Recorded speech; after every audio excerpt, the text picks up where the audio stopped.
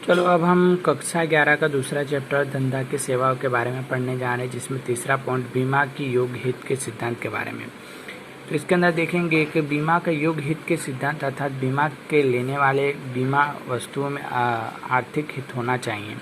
जैसे मतलब आर्थिक रूप से जिसमें पैसे की लेन देन होती हो, ऐसे आर्थिक हित रूप से माने जाते हैं, जिसमें मकान मालिक का आर्थिक हित जबकि किराएदार का नहीं होता। मतलब कि मकान मालिक का जो होता है वो आर्थिक हित माना जाता है, मगर क्या किराएदार का कोई हित होता नहीं है, वो अपना नई समझ से तोड़ फोड़ कर देते हैं। अधिकार परिवर्तन का सिद्धांत, जब बीमा का योग्य वस्तु बीमा ली जाती है तब वह नष्ट हो जाती है तो बीमा कंपनी उसकी क्षतिपूर्ति करती है, तब नष्ट हुई वस्तु के मालिकी का हक बीमा कंपनी का हो जाता है और उस पर से मूल मालिक का हक अधिकार नहीं रहता। मतलब कि कोई आपने माना कि एक्टिवा का आपने बीमा कराया, आपका बीमा अगर एक्टिवा आपकी जल जाती तो आपको एक बीमा कंपनी जब आपको पैसा देती तो आपकी एक्टिवा के जला हुआ सब रख लेते, उसका मालिक के हक हट जाता है और उसका हो जाता है। अब बीमा के प्रकारों के बाद देखेंगे तो बीमा के मुख्य प्रकार दो हैं, एक तो क्या जीवन बीमा, दूसरा क्या सामान्य बीमा। जिसमें जीवन बीमा आजीविका बीमा और बंदोबस्त का बीमा होता है और सामान्य बीमा में माल परिवहन का बीमा, आग का बीमा, अन्य बीमा भी माने जाते हैं, जिसका हम आगे पढ़ेंगे। जीवन बीमा क्या, जीवन बीमा के बारे में पढ़ते, जिस व्यक्ति के बीमा करवाया हो उस व्यक्ति की मृत्यु होने पर उसके उत्तराधिकारी को बीमा कंपनी निश्चित की गई रकम चुकाने का वचन देती है। ऐसे बंदों का जीवन आजीवन बीमा कहा जाता है, जिसमें बीमा लेने वाले व्यक्ति को निश्चित प्रीमियम निश्चित समयांतर आजीवन होता है।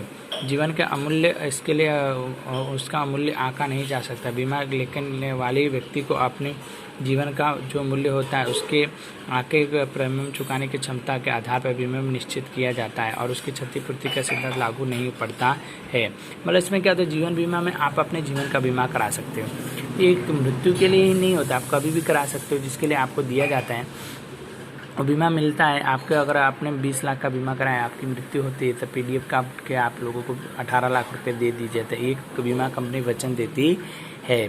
बंदोबस्त का बीमा जिसे हयाती बीमा कहते हैं, यदि व्यक्ति की निश्चित बीमा राशि होती है और उसको वचन देती है और समय के अनुसार उसकी मृत्यु हो जाती है तो बीमा कंपनी क्या करती है, वचन के अनुसार जो उसका उत्तराधिकारी उसका लड़का होता है उसको क्या बीमा कंपनी उसके पैसे सौंप देती है। सामान्य बीमा में देखें तो 3 प्रकार के बीमा होते हैं, जिसमें माल परिवहन का बीमा, आग का बीमा और क्या होता है कि अन्य सामान्य बीमा होते हैं। माल परिवहन का बीमा की बात करते हैं, माल परिवहन के बीमा के अंदर क्या मुख्य 3, माल परिवहन के एक जगह से दूसरी जगह माल सामान जा रहा है, उसके बीच में कोई दुर्घटना हो जाती है तो उसका बीमा कराया जाता है तो कंपनी आपको क्या, बीमा कंपनी आपको आधा पैसा देती है, जिसके अंदर मुख्य रूप से 3 होते हैं, समुद्र, हवाई और क्या होता है सड़क में।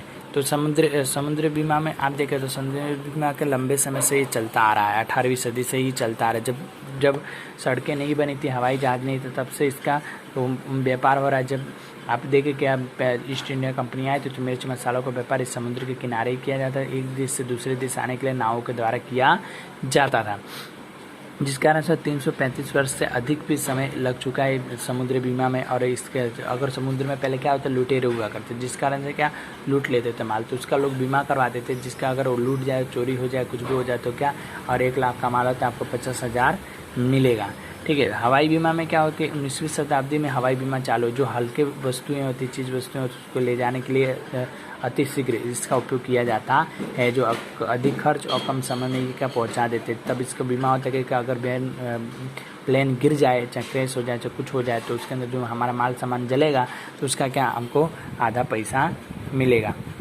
रेलवे और सड़क बीमा, आप रेलवे में जाते हैं तो रेलवे से आपको कोई कार है, कोई सामान जा रहा है, अगर नुकसान हो जाता है तो उसका भी बीमा कराया जाए तो बीमा कंपनी आपको पैसा देती है। सड़क में सेम ऐसा ही होता है, बीमा कंपनी हमको पैसा देती है। आग का बीमा के बारे में बात करें कि माना कि आपने क्या फायर का कोई बीमा लिया, जैसे कि आपने अपनी गाड़ी का बीमा है, चाहे एक्टिवा का बीमा लेते हो, तो अगर कोई बीमा आपके माना कि एक्टिवा लिया, अचानक से आग लग गई, तो आग लग जाने के बाद 1 लाख का बीमा होगा तो 50,000 क्या होता है बीमा कंपनी देती है, और आपके जो जले हुए पार्ट होते हैं वो ले लेती है। इस तरह से आग का बीमा का उपयोग किया जाता है।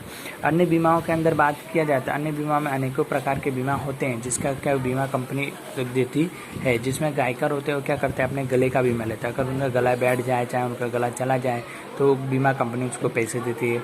वाहनों का बीमा किया जाता है, अगर वाहनों को कोई नुकसान होता है तो क्या बीमा कंपनी पैसा दे। कर्मचारी के प्रतिफल का मतलब कर्मचारी को हानि या लाभ होता है तो बीमा कंपनी पैसा देती है। इसका विद्यार्थियों के क्या समूह का बीमा, एक साथ समूह में आप बीमा ले सकते हैं। खेल कूद के लिए बीमा होता है, ठीक है। धोखाधड़ी अगर कोई करता है उसके लिए भी बीमा होता है। लोग नाखून का बीमा लेते हैं, ओके।